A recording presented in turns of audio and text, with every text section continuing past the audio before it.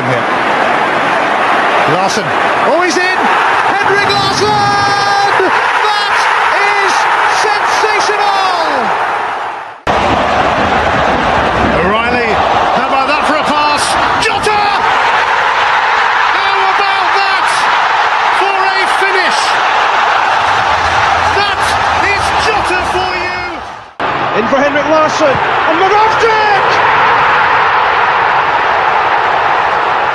His first goal for Celtic! Here is Shunsuke Nakamura! Exquisite!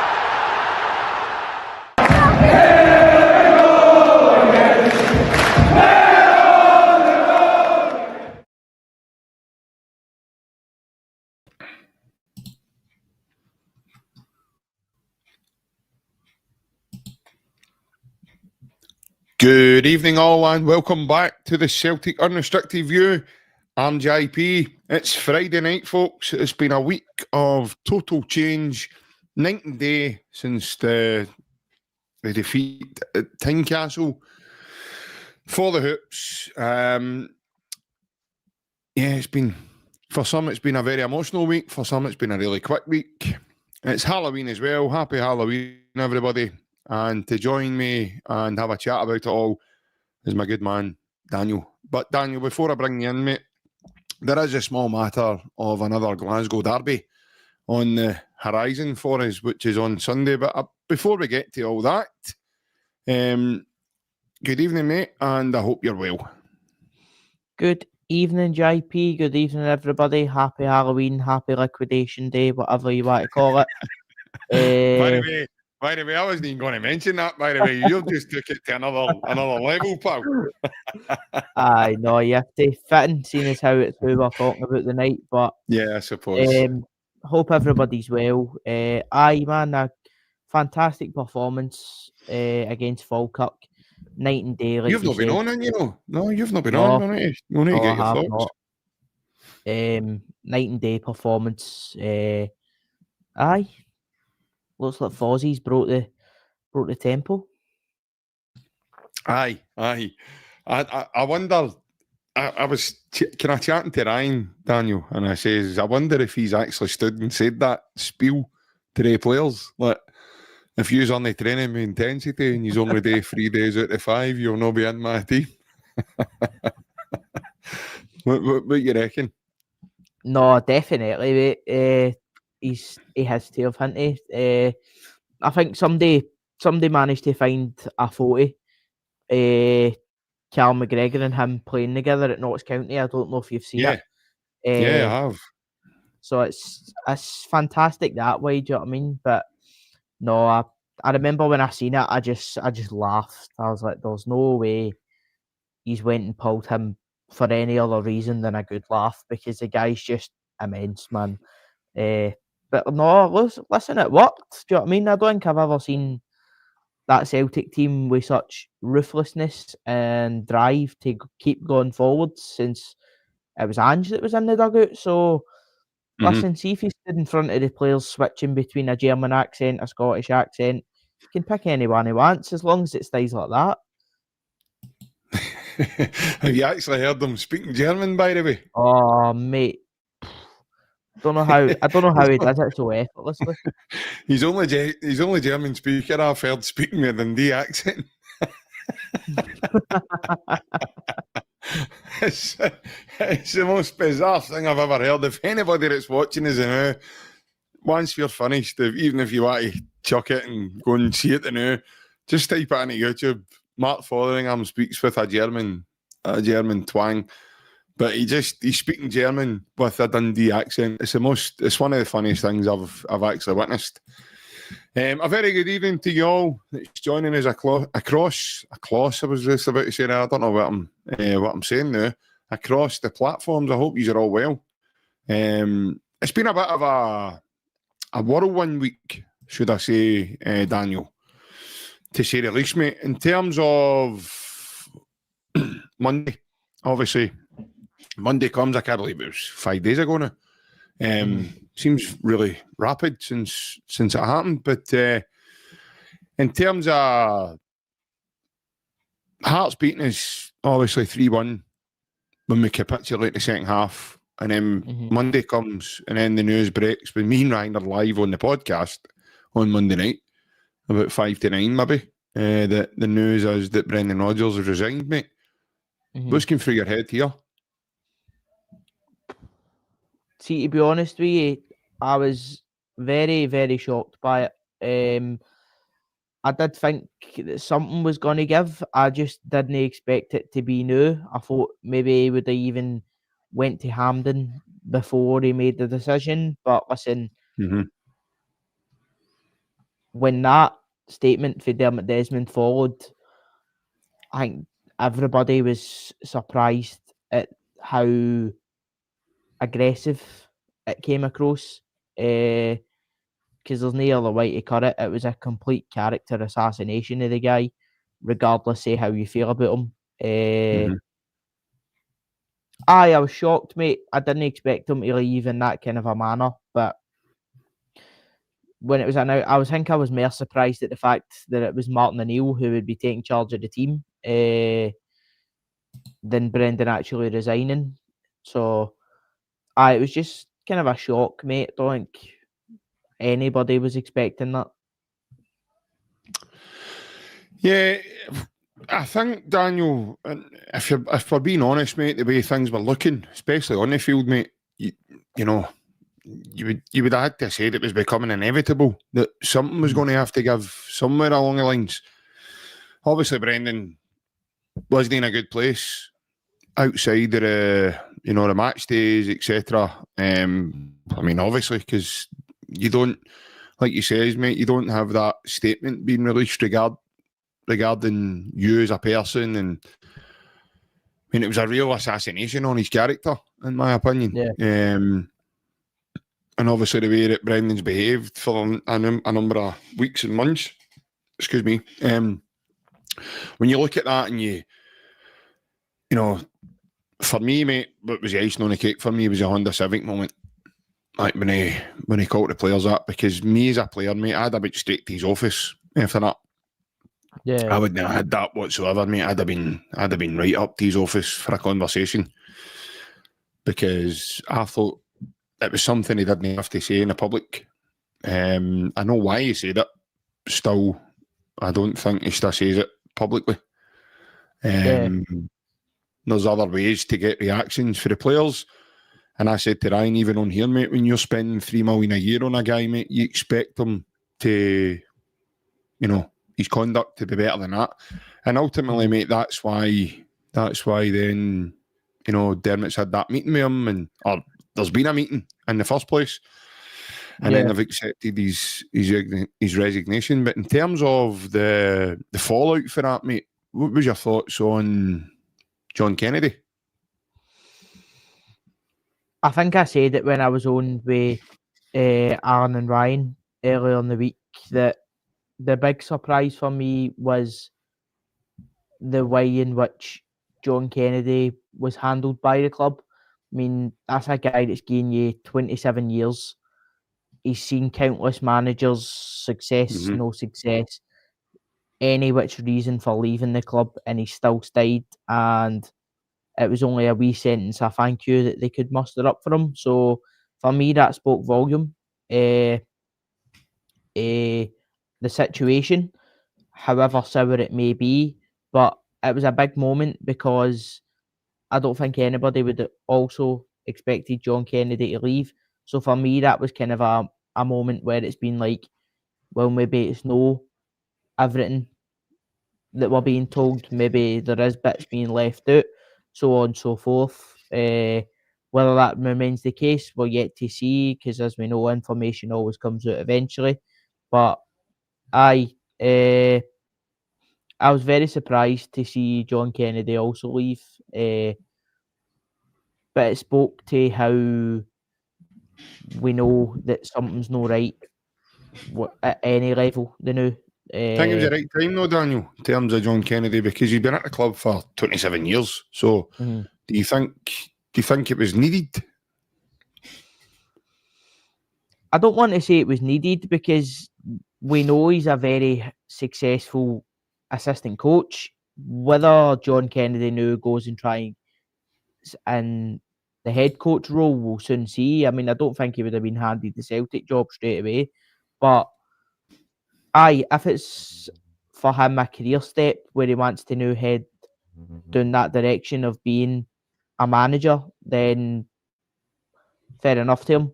I think it's just kind of I just think the club could have handled it a lot better considering how long the guy was a fantastic servant on and off the pitch. Yeah. We comment here for Connor McElkenny on Facebook. He says there's two sides to every story, lads. Need to wait on his reply if it happens. I do think some of his comments were madness, basically slaughtering the squad, but the majority of the blame goes to the board. In terms of the football field, Connor, Rodgers, for me, is culpable for all the blame. It's not a board that put the team talks out and all that jazz that's involved there. I do understand the board have feelings as well in terms of recruitment and man for man, and you know, not replacing the profile player that we've maybe sold on for the football club. The board have got every bit to blame. And I get your point there, pal, in terms of there's two sides to every story. But the problem is, Daniel, for me, when you look at Dermot Desmond, I mean, he's a wealthy businessman. He's a billionaire. So there is no way he's just sat in a dark room somewhere, mate, and he's decided to have a go at Brendan Rodgers and release that statement.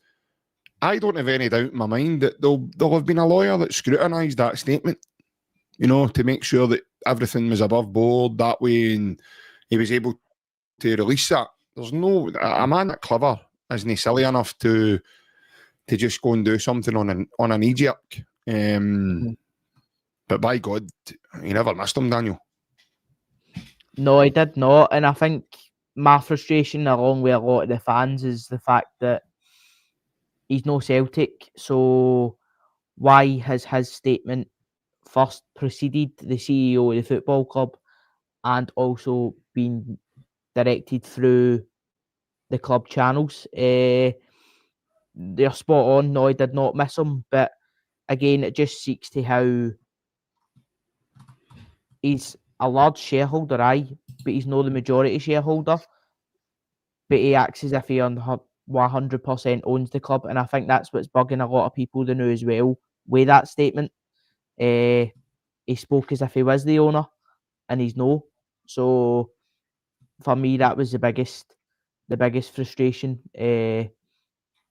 But listen, I was quite happy to see Martin O'Neill actually come in because I think I said it on earlier in the week. I was nothing but a dirty thought in my dad's head when Martin left the club, so didn't actually get to see that. But no, I've heard the stories, I've seen the clips, I've watched the games. Obviously, what a squad! Do you know what I mean? So it was a good moment for me to actually witness that. Obviously, it's not quite the exact setup, but no, it was a nice moment, man. Anybody can say what they like, and everybody's got an opinion, and everybody, you know, is going to have their own view on it. But I can't say anything else apart from Dermot Desmond accepting Brendan's resignation, Brendan leaving the football club, and within 24 hours, Dermot Desmond has managed to replace him by Martin O'Neill. Not only that, John Kennedy's exited with Adam Sandler and the Glenn Driscoll and other coaches.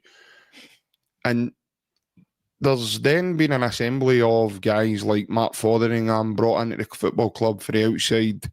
You've got Sean Maloney being promoted into the first team matters. Stephen McManus has been brought in amongst the first team again.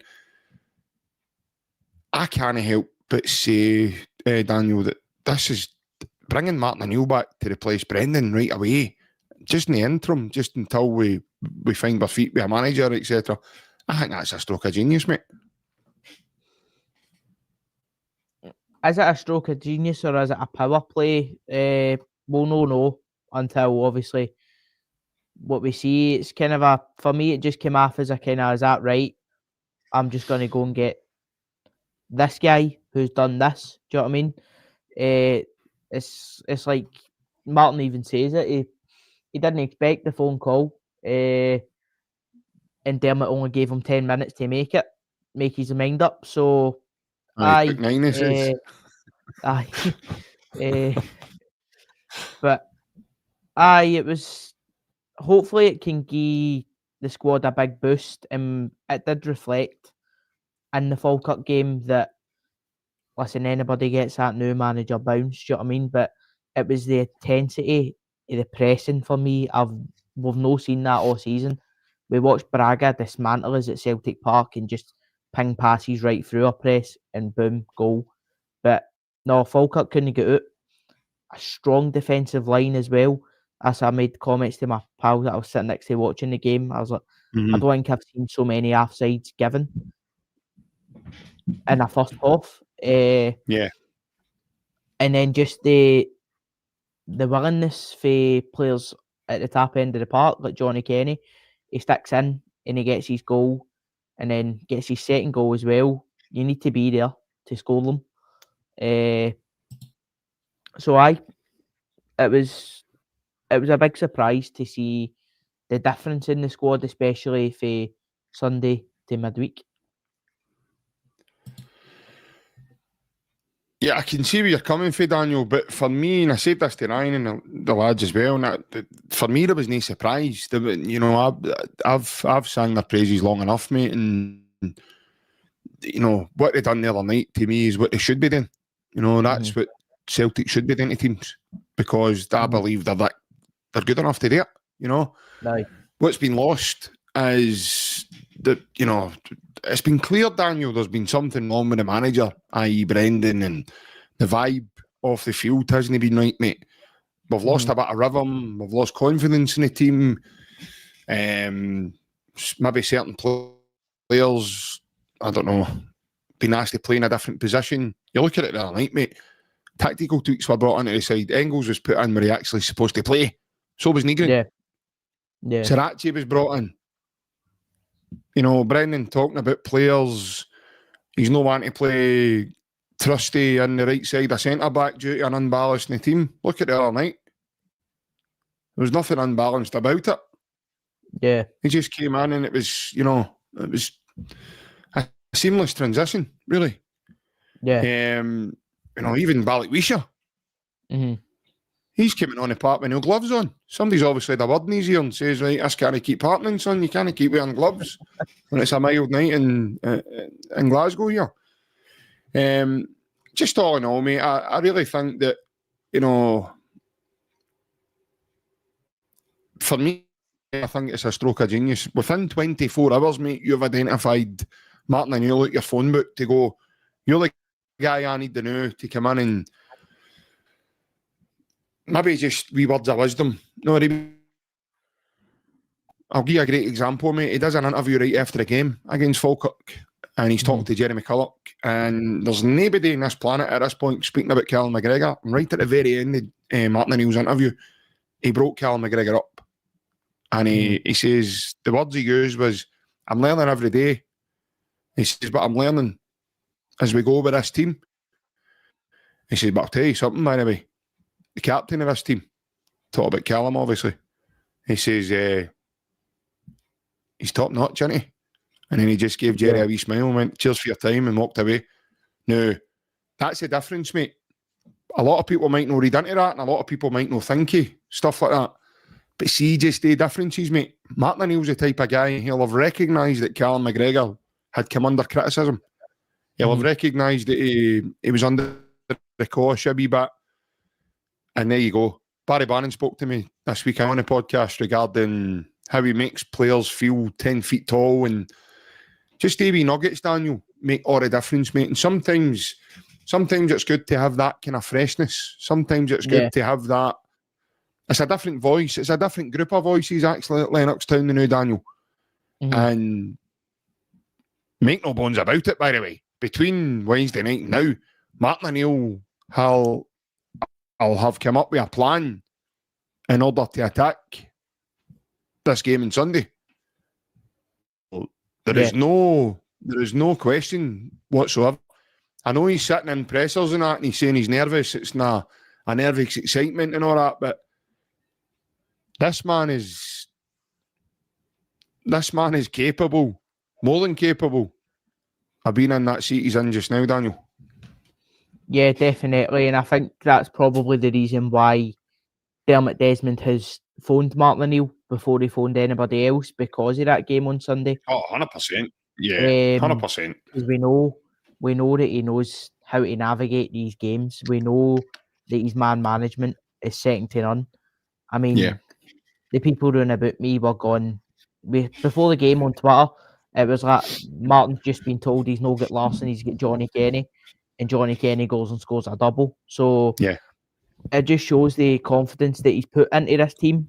It's whether that confidence. He's turned Johnny Kenny into Larson. That's how good he is.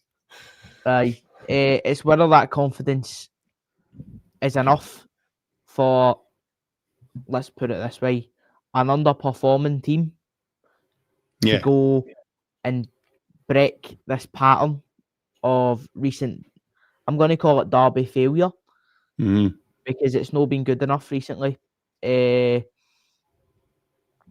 So that's probably why Dermot Desmond has picked up the phone to him for this game on Sunday, because we know how good a man manager he is, how much confidence he can put into that team. And then we just go for there. And it's a huge, huge game on Sunday. So I know Martin has said that he doesn't want to be in the job too long. I do not see anybody in the door before Sunday. So it's going to be him in the hot seat. So I'm excited to see, because if Celtic line up the way they did the other night there, and they go at that game the way they did, that's what we've been missing. That aggression, that willingness to go and put the yards in. I mean, Scott Arfield kicks the ball away, and Arnie Engels is trying to throw him back down the tunnel. We've not had that nastiness in the middle of the park. So that's what I'm looking forward to see this team go out and take it by the scruff of the neck, instead of, we've got the ability. Ability only gets you so far. Mentality gets you over the line. Yeah. Maybe comment there for Mo Seislick. He says Martin will be there till May. He's going to win the league again. No, I think we'll be hard pushed to have Martin Neill there till the end of the season. I really, really do. Me personally, I think he's going to be there until the international break. So I think he'll be there until we negotiate this next run of games. Sunday, the Major Run game, and then the Kilmarnock game. And then I think by then, Celtic's interview process should be completed. And during the international break, I've got a feeling Celtic will announce the new manager. And the new coaching team, or whatever it's going to be. So I don't see Martin staying.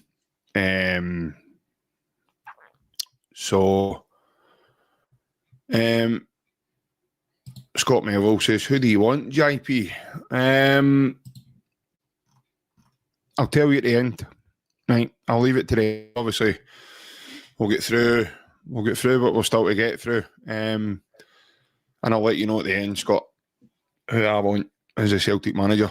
Daniel, obviously the big derby's on Sunday, mate. And I always say a big derby because the game's at Hampden. It's a semi-final, mate. Two teams trying to get to another, two teams trying to get to a final. In terms of what we're up against, what's your thoughts going into Sunday, mate?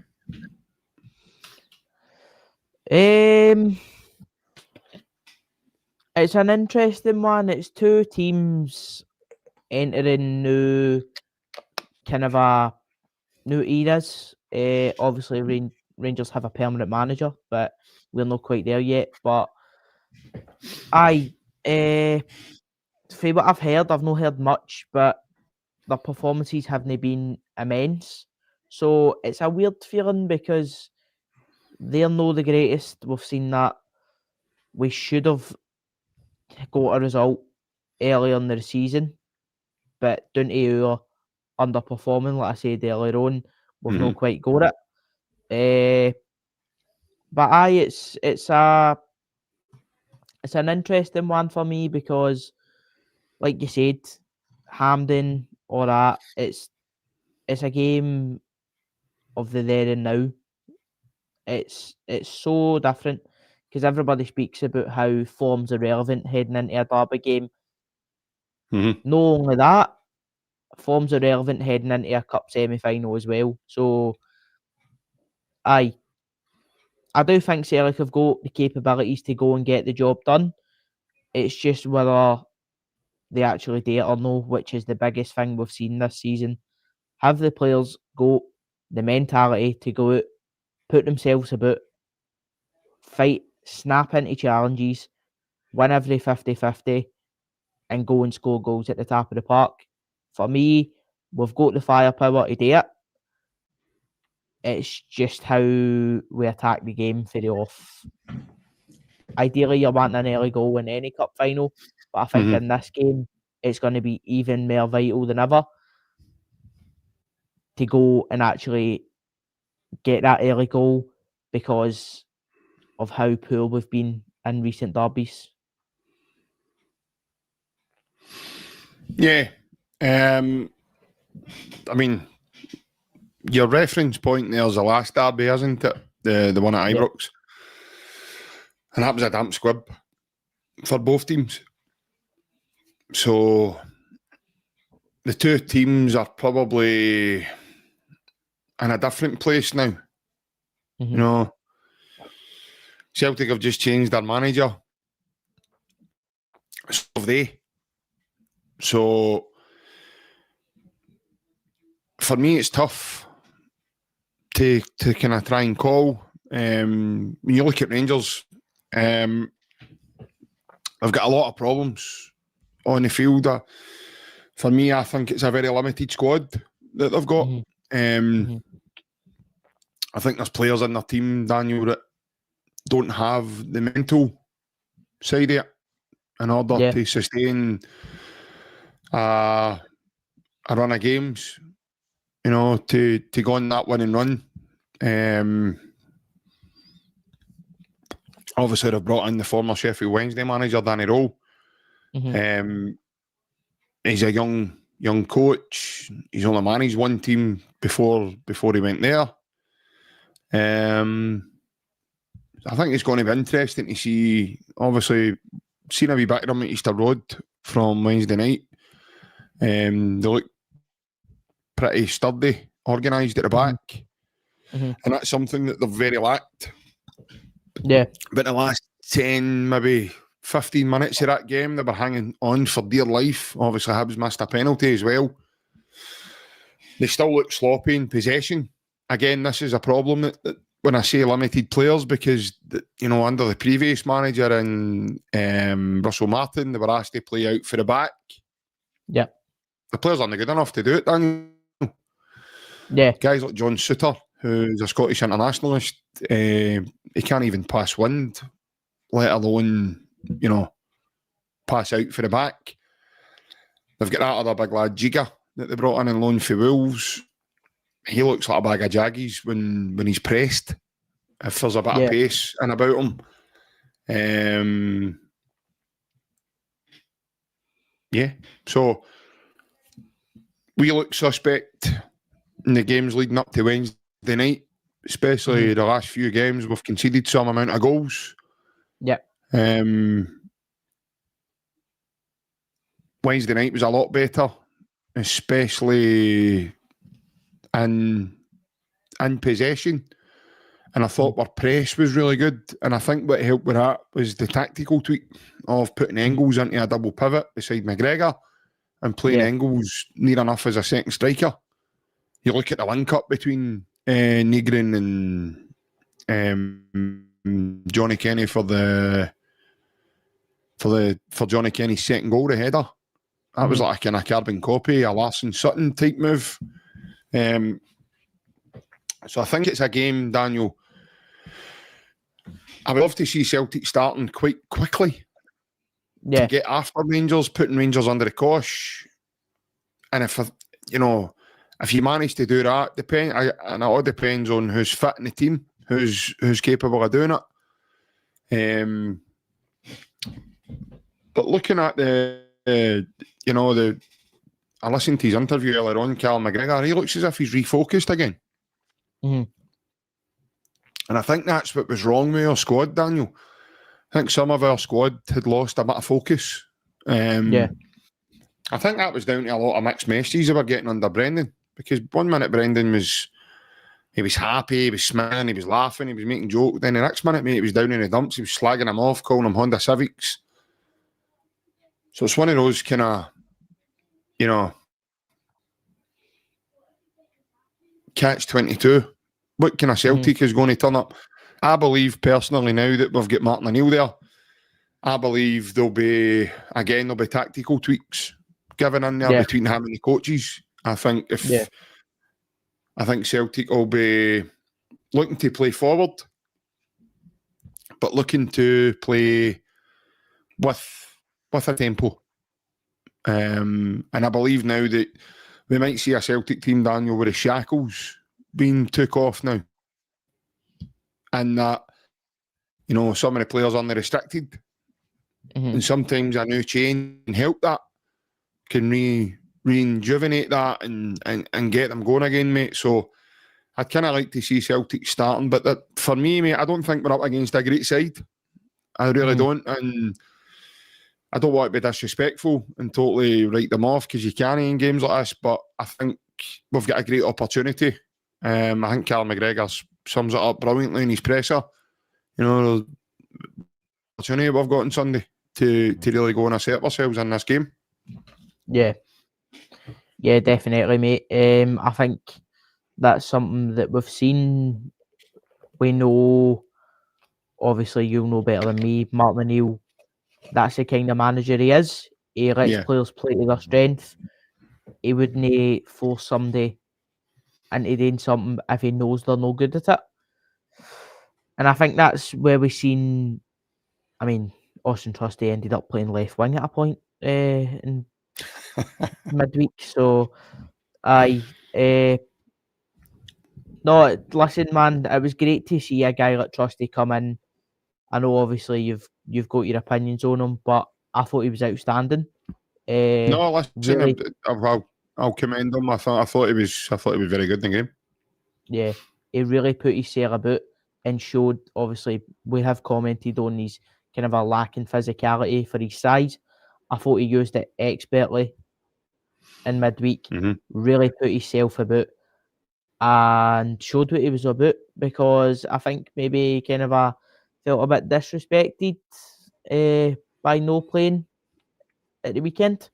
So it was good to see him. It was good to see Sriracha as well. I thought he was outstanding. Looks like he would run through a brick wall for Martin O'Neill. But I think you're spot on about players like Callum McGregor being refocused. We know, obviously, players that come through that are linked with the club, like Luke McCowan, Anthony Ralston, James Forrest.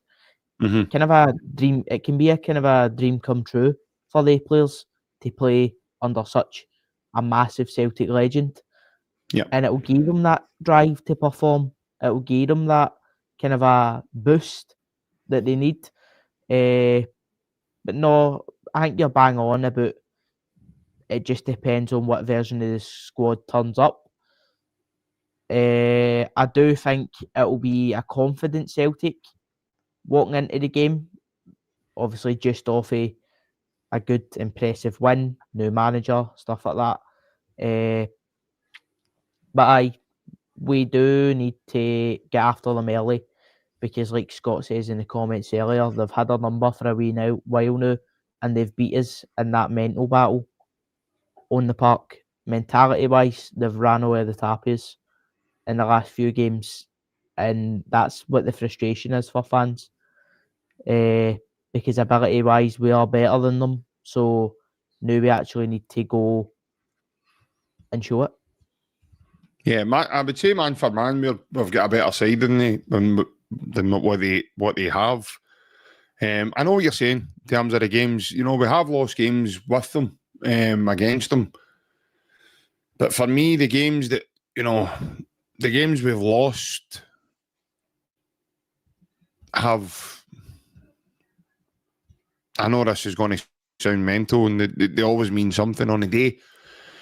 But in the current circumstances of where, you know, the league table was at that time, when Celtic lost to them, it wasn't a great loss, if that makes sense, Daniel. It wasn't damaging to their season. Rangers never beat us to get back into a title race, or they never beat us to win a trophy. They never beat us to leapfrog us in the league table. They beat us in games during the season, just similar to the way teams like St Johnstone have beat us, and St Mirren have beat us, and Hearts have beat us. But again, ultimately, you know, and I will keep saying it till I'm blue in the face, these guys are derbies. Yeah. No, these games are derbies. You're never going to have it all your own way. It doesn't matter if Celtic are first and they're about 11th. No, you look all over the world with derbies, mate. Not one team dominates every single derby. Yeah. No, teams go through wee spells where you win some and you might not win some, and then you draw a couple, and then you know, and we have drew with them over the last period of time. The last couple of times we've been to Ibrox, we've been unbeaten, as well as we've not won. So these games are so difficult. You know, they take out a lot of the squad mentally, and it's only been more recently we've had fans back into the fixture as well, home and away fans. So it's as I say, I mean, for me, I get where people are coming from, and you know, Celtic fans want to win every one of them. I'm included in that, but you've got to understand sometimes it's, you know, as a derby. You know, as much as people, you can have that degrading comment where you go, well, they shouldn't be there. But it doesn't matter. It wouldn't matter if they were in, you know, like a really bad position and struggling at the bottom end of the table, which they once were at this point of this season. When you get into these derbies, you're never ever going to dominate them all, Daniel. You'll have games where you will beat them, and you'll beat them comfortably, and you'll beat them with ease, but then you're going to have games where you're going to have to fight. And I've said it even about the league this season, Daniel. I'm quite happy. I understand the way football. You know, sometimes you can't every season you can't blitz every. You know, you're never going to run away with 15, 20 points every year. It's just, I mean, it's not possible. Again, you look at all the top teams that are all across the continent, mate. They're not winning the league every season by canters, but they're winning more leagues than they're not, which we're currently doing. You know, I get where everybody's thoughts are. I get people maybe don't like having to scrap, having to fight, and having to roll the sleeves up and get in about it. But I had an upbringing of that, Daniel. I had an upbringing of watching Celtic not winning anything, mate. And we were turning up the games against Dundee and stuff like that, even back then. And I'd be going to Parkhead and going like that to my dad. Do you think we won it there? No, I think it might be a draw. That's the kind of stuff that was happening then, you know. So when you look at the contrast of this game, it's two teams that are in a transition period at the moment in terms of their coaches and things happening there. But I would say we're still in a better place than them, because we've only had recent problems over the last couple of weeks, especially. Like, theirs have came to a head pretty quickly. Theirs have now been ongoing for a number of years, and it's the same issues they're having all the time. But they've got a problem with their culture. No, we've got a problem with what.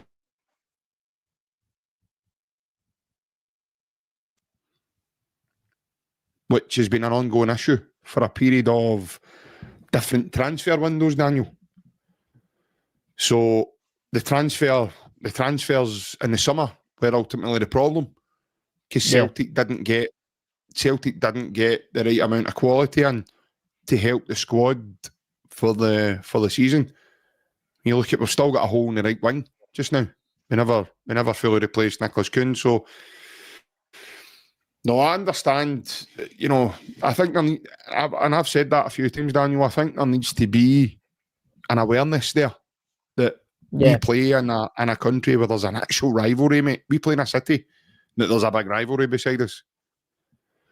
So to be as dominant as what we are, you know, and do it the way we've done it, numbers of trophies, doubles, trebles, you know, what they've gave us that's to be commended, mate. That's remarkable.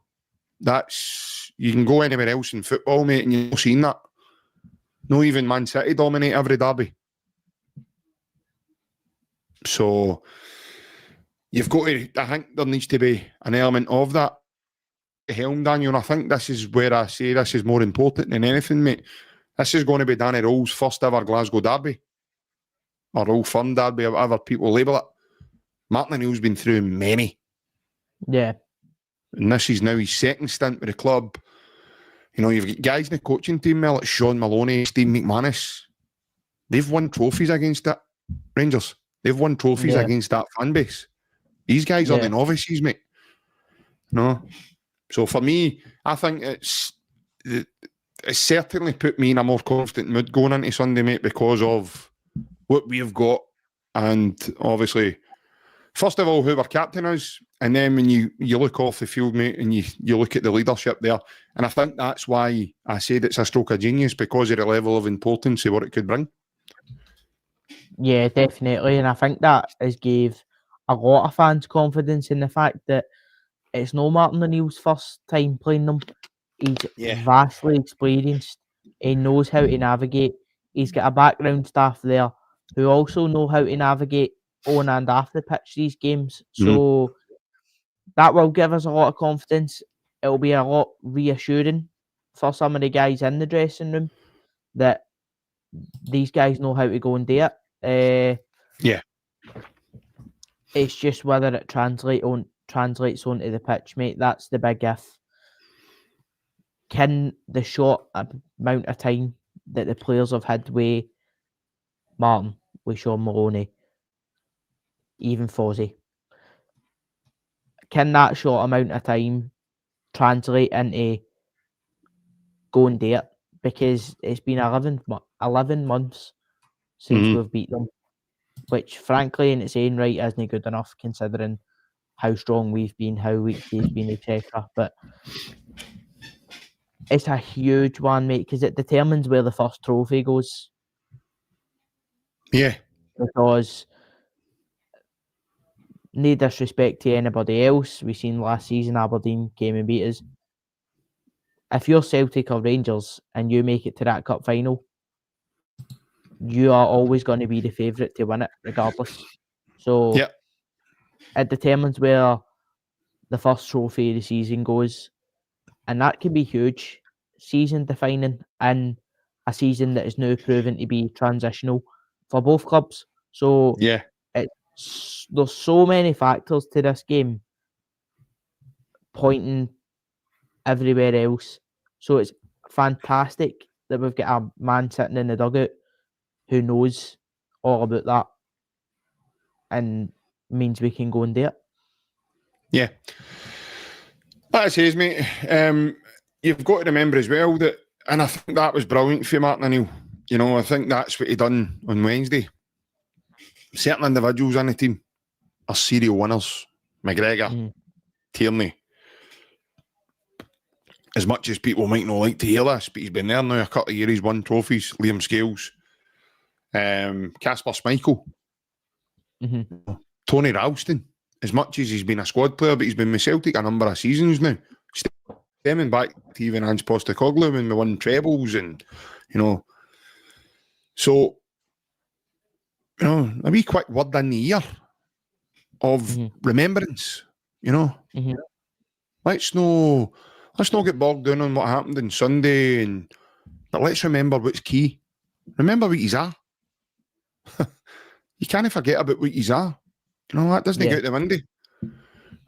Yeah, we're going through a difficult period, and things have happened that's been out with the control of certain individuals and everything else, but let's focus on the game on Wednesday. Let's focus on the 90 minutes. But remember one value. You guys are still a family. And remember what happens when you are a family and when you are united. Well, we saw the fruits of that on Wednesday night, mate. Yeah. Now, I firmly believe that we've added good players. That's been overshadowed, though, for everybody's outcry from the summer to now. I firmly believe guys like Nigrin, guys like Tenetke, guys like even Iniacho, I firmly believe these guys will add quality to the team. And I was sitting there at the earlier on in the summer, and I firmly believe these guys will add that quality. By God, did you see Wednesday night, mate? You seen Nigrin? That looked like a brand new Benjamin Nigrin, mate. You seen Engels? You know, the physicality, the legs, everything he gives in that position, protecting Callum McGregor. And you actually seen Callum McGregor being able to relax into the game. Yeah. Then we seen a debut.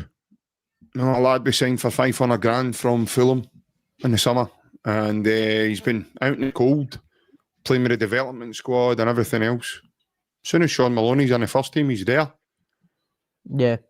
You know, we'll give him an opportunity. Why? Because he's got pace, he's direct. Kind of reminded me of a young Sean Maloney, actually, when he came on the field on Wednesday night, mate. The way he takes the ball, the way he drifts by people. He was unlucky with his shot. So I still think there's more to come, mate, from this Celtic side.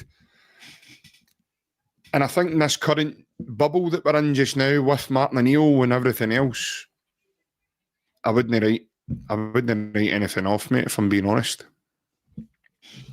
Yeah, definitely. And I think that's also why Martin's kind of been chosen.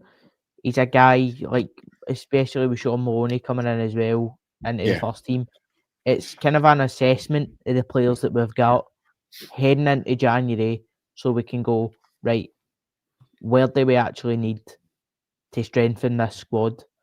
Because we've seen Engels put in a position that we've been crying out to see. He's done it. We know he's comfortable there. He strolled it.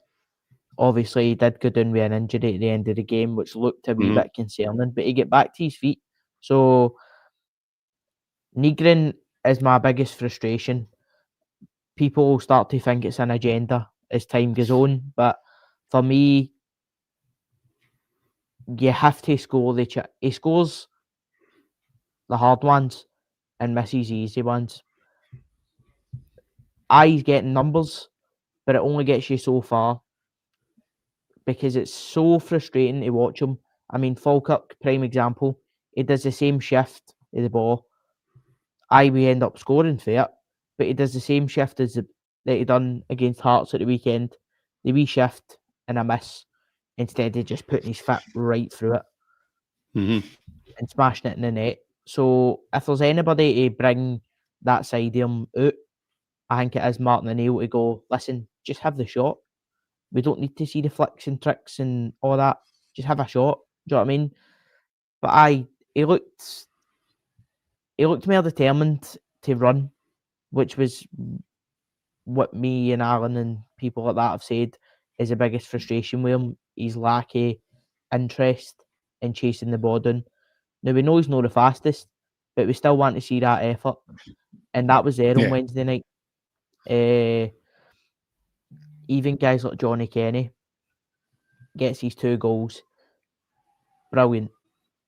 Because that was the biggest comment when we'd seen Johnny Kenny previously. It was, he gets in the right positions, he just can't put it in the net.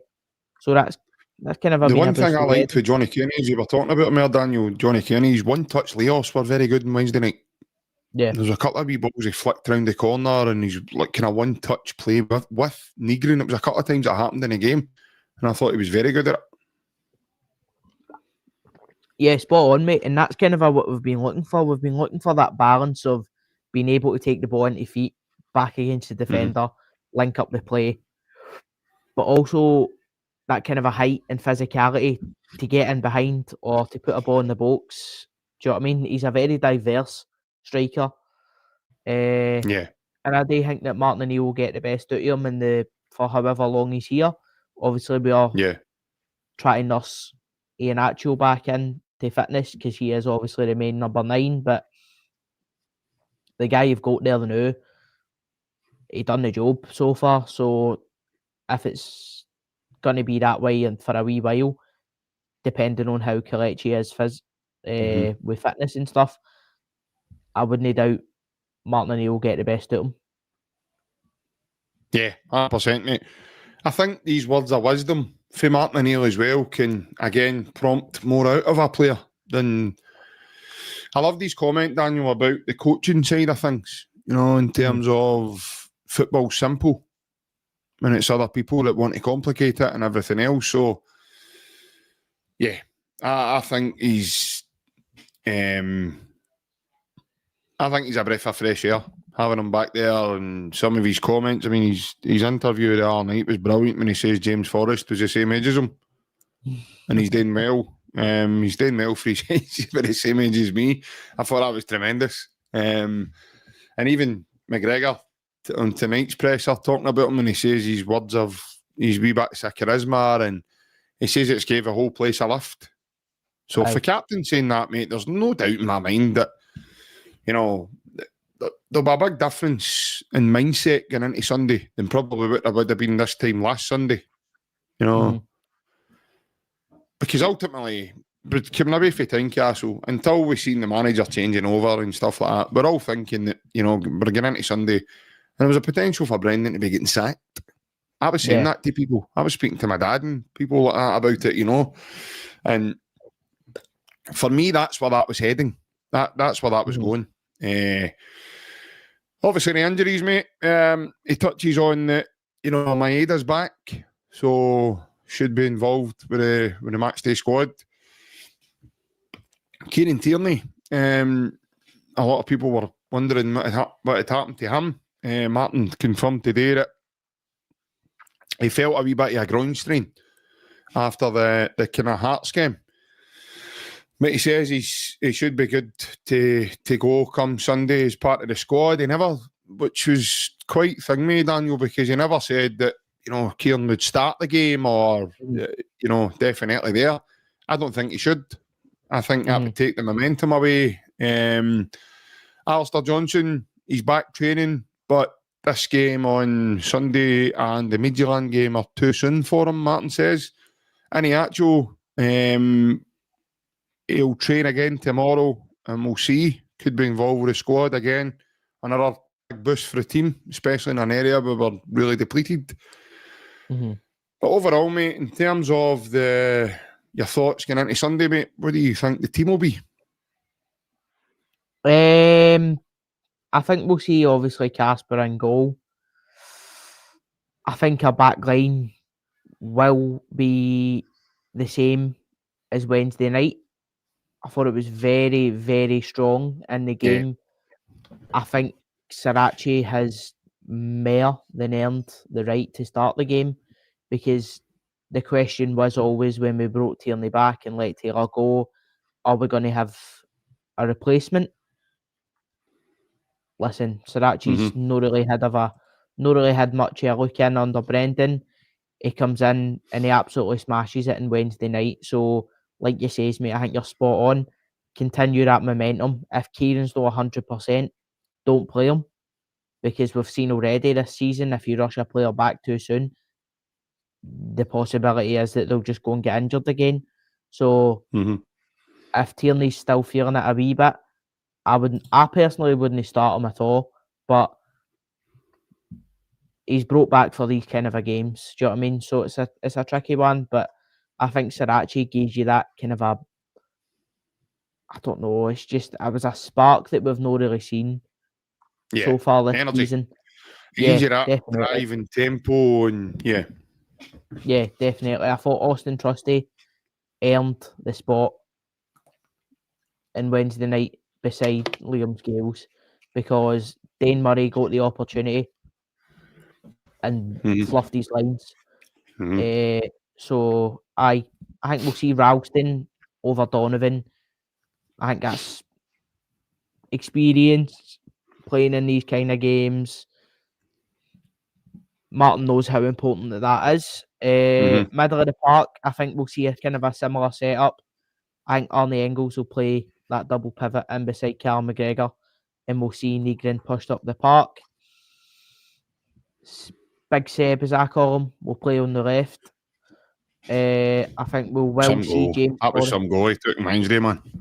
Mate, unreal, and he's deserved it. But the ball was unbelievable. By the way, I'd love to have seen what would have happened if that defender made contact with him. Oh, I know. He's off the part all day long. 100%, mate. I think that's probably why he didn't. But no, I think he's earned that goal. He's kind of deserved it. He's been immense in the last few games. A bright light and a kind of a dull attack this season. Listen, I think Johnny Kenny's earned the right to start up front. We don't really have anybody else to know. We Kelechi obviously still being injured. Maeda, that's the question. Is it Dyson? I think Dyson will play on the right for me. Do you? I think he will. I think he will start Dyson Maeda on the right hand side rather than up front, because we know there's that kind of a diversification. Do you know what I mean? If he plays him up front and it's not really gone well, he's going to be bringing Johnny Kenny on anyway. So I think we will see him start on the right wing, and then if it goes a bit pear-shaped, we'll see James Forrest come off the bench for Johnny Kenny, and then Dyson Maeda will move up front. Yeah. For me, I think it'll be Casper, Ralston, Trusty, Scales, Sriracha. I think it'll be McGregor, Engels, Negrin. I think it will be Forrest, Tenetke, and I think it'll be Maeda through the middle, mate. I don't think he'll start Johnny Kenny. This might not be popular in the room, but I understand people's thoughts, because I thought Johnny Kenny was brilliant the other night. I just think Maeda with his pace, and if he's ready to go, then I think he'll start through the middle. And that'll help as well, because Forrest looked like a 14-year-old boy again the other night, man, with the running by people for fun, man. I don't know what they were getting him in his brekkie, but I just think, I think Forrest will start on the right and Tenetke on the left, and I think we've got a bit of pace there as well through the middle. I think Negrin helping Maeda as well in terms of through the middle, the way he did with Johnny Kenny the other night. And then when they start to tire a wee bit, I think he'll bring Johnny Kenny on as a potential goal threat. But I think that's the team. Before we go, Daniel, obviously we're just about to wrap things up for this week. I've seen some photos get released earlier on socials of what the new banners around Paradise is going to look like. I don't know if you've seen them, Daniel, but for anybody out there that's tuning in with us that's maybe not seen the new artwork that's going to be over the next coming weeks at Celtic Park, I'll give you a wee insight just now. So this here is what it's going to kind of look like once it's done. So we'll just go through some of it there.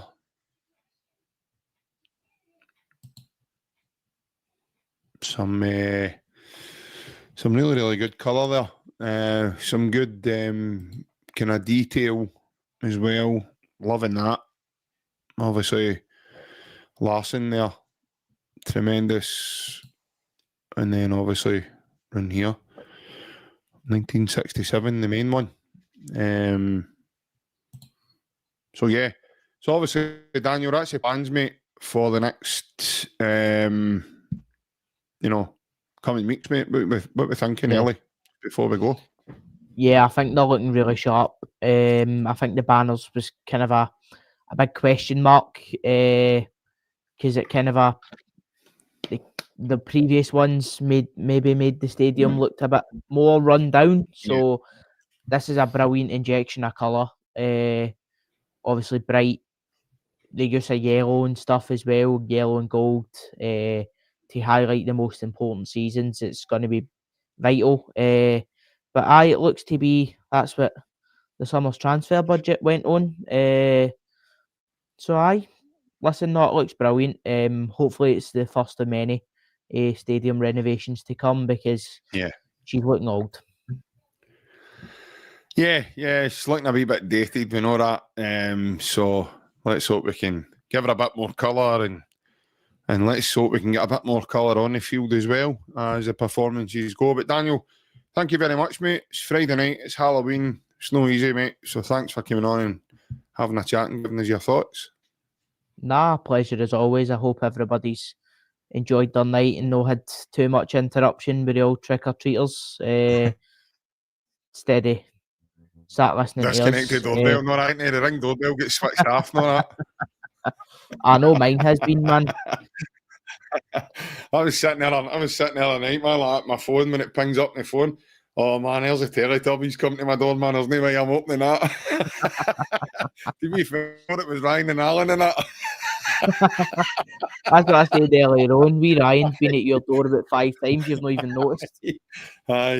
Aye, they love sugar, the boys, man. I'm not giving them any more. They're hyper enough for it.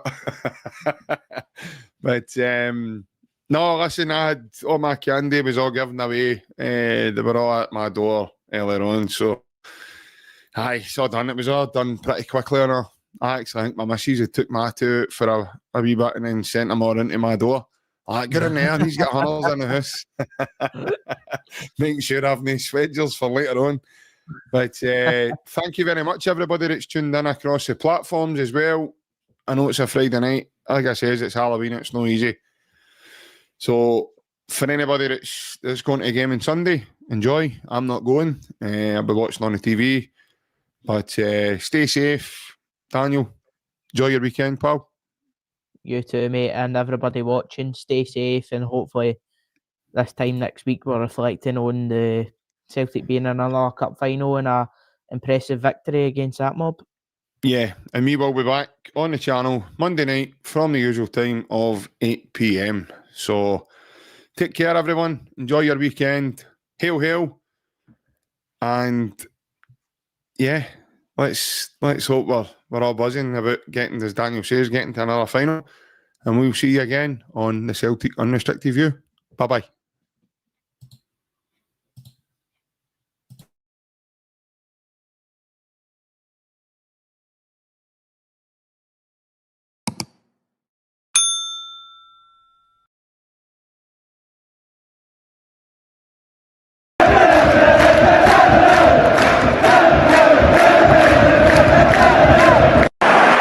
Sets up Larson here. Larson, oh, he's in! Henrik Larsson! That is sensational! O'Reilly, how about that for a pass? Jota! How about that for a finish? That is Jota for you! In for Henrik Larsson, and Moravcik! His first goal for Celtic! Here is Shunsuke Nakamura! Exquisite!